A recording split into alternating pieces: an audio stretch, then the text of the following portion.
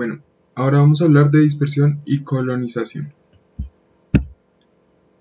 Bueno, en primer lugar hay que tener en cuenta que para entender la colonización de las plantas epífitas es necesario entender en primer lugar la forma de dispersión. Y bueno, algunos factores para tener en cuenta son el número de propágulos por especie que determina el patrón de colonización, también la aleatoriedad de este suministro de propágulos juega un papel clave, pues puede variar de dónde proceden y por lo tanto también dónde se sitúan a colonizar. El tamaño de la espora o propágulo, bueno, y esto se debe a que esporas más pequeñas viajan longitudes más grandes que las de gran tamaño, y a su vez las de mayor tamaño tienen una mayor tasa de germinación. Y por último, y no menos importante, el ensamblaje del nicho, es decir, el lugar donde la especie prefiere colonizar, dadas las cualidades ecológicas principalmente microclimáticas. En el trópico se dice que la colonización es un proceso lento, debido a las relaciones de competencia y la alta presión de selección en ambientes tropicales. En las ramas lisas no se retiene mucha agua, pero a su vez en las ramas más pequeñas hay más interacción con la niebla y la humedad atmosférica. Allí se pueden alojar líquenes que pueden facilitar la colonización de briófitos xerofíticos y estos a su vez pueden inducir la colonización de otros menos xerofíticos.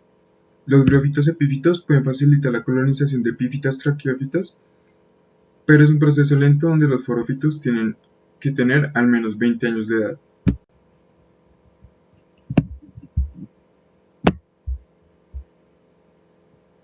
Plantas forófitas o host tree. En las plantas forófitas donde se van a situar los propágulos a colonizar, tienen gran importancia y calidad y la cantidad de propágulos, además de las interacciones de compatibilidad que pueden darse en este.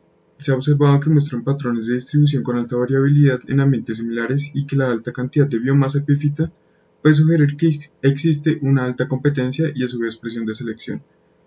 En estos forófitos los troncos y ramas gruesas llevan gran número de clones individuales de plantas brófitas, por lo que se dice que existe competencia en el crecimiento horizontal.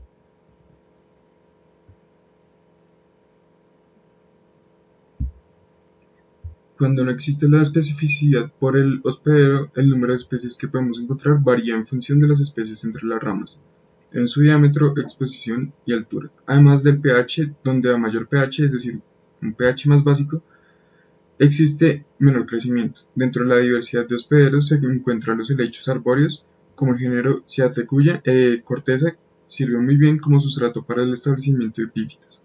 Por otro lado, la composición de estas comunidades guarda relación con el diámetro del árbol, la altura del pecho de pH, también el pH de la corteza, su aspereza o en general su textura e incluso su afinidad o especificidad por especies agroforestales como por ejemplo mangos y cítricos.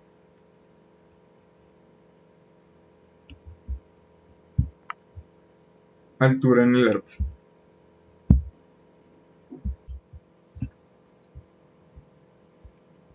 Las especies de epífitas varían en función de la luz, humedad y disponibilidad de nutrientes en las diferentes partes del árbol. O forófita. Podemos distinguir tres partes fundamentales: la base, el tronco y la copa, o también llamada corona.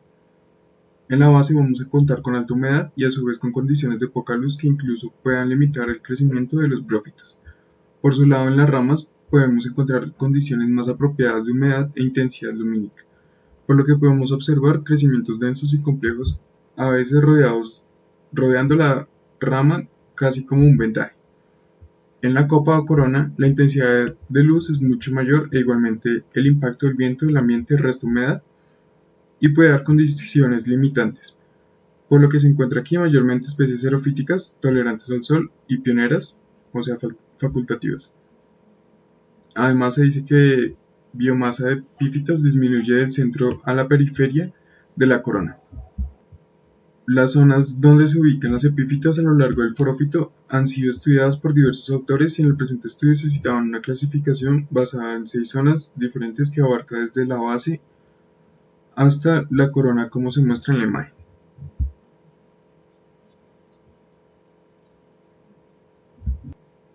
En cuanto a la distribución de brófitas, los musgos dominan la base del árbol, mientras que las hepáticas foliosas como Frulania y Legionacea son más comunes en las ramas y casi siempre están presentes. En el bosque bajo nublado, la alta humedad del aire y el rocío o niebla matutina favorecen el crecimiento de hepáticas, y cuando se mira la distribución de estas a lo largo del hospedero, se encuentra que estas poblaciones varían en las 6 áreas previamente mencionadas, como se muestra en la imagen.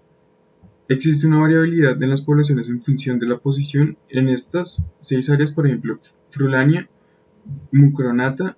La cuarta gráfica de la izquierda a derecha se encuentra limitada a las zonas 3 y 4, mientras que especies como Dysplasiolegionae rudolfiana se restringe a la zona 6.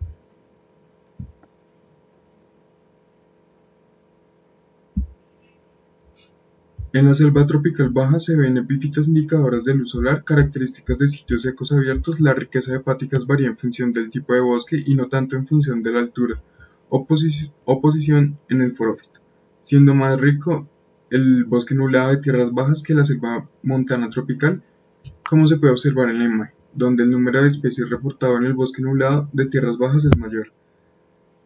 Como es común en la mayoría de hábitats del trópico, Legionacea es la familia más común, seguido de las familias Plagiochylaceae y Frulaniaceae.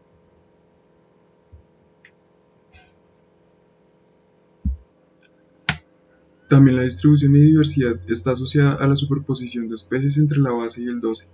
Los brófitos dominan la base y los líquenes en las ramas. A su vez, estos producen turba suficiente para facilitar el establecimiento de plantas traqueófitas.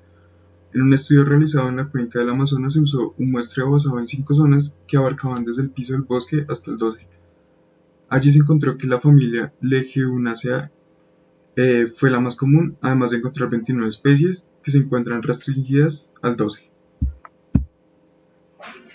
Las especies que se pueden encontrar en los árboles del dosel del bosque, los más altos, y en el sotobosque, inferiores al dosel, tienen diferencias significativas, puesto que en un estudio revisado en este artículo, el 45% de estas eran restringidas al dosel, donde existían muchas que son facultativas o xerofíticas, y que el 12% se restringían al sotobosque. Además, se hace hincapié en que no solo se deben estudiar árboles de gran porte, sino que también los de sotobosque, para caracterizar al menos 10% más de la diversidad estudiada.